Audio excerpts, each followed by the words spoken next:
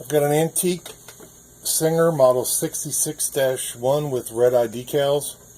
Serial number is G3725211, which dates to 1914. The decals have some wear and scratches here and there. There's a little wear on the plates, but I upgraded it to the side clamping foot, so we'll use all the basic attachments. Being it's from 1914, it also has the older style plates, which I think 1914 was the last year for those. It is a Treadle machine, tables for demonstration purposes only.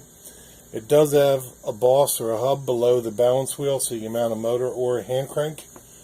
And basically just going to show you how well it stitches. Got 6 layers of denim, which I already stitched once for a photo used in the ad.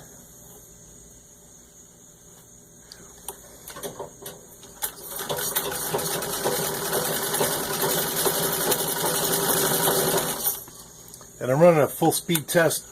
It's the only way really to tell if it's going to skip stitches or break thread. The timing, everything was checked on this, set up, the needle bar height and so forth.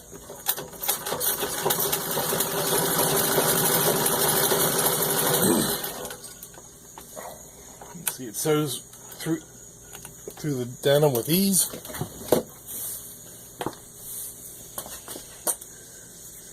Might be a little tricky to see here, but so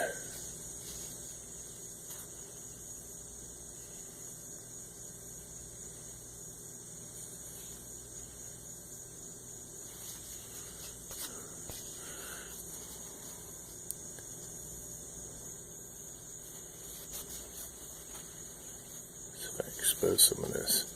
Sorry about the white thread on the denim, it makes it tough to see.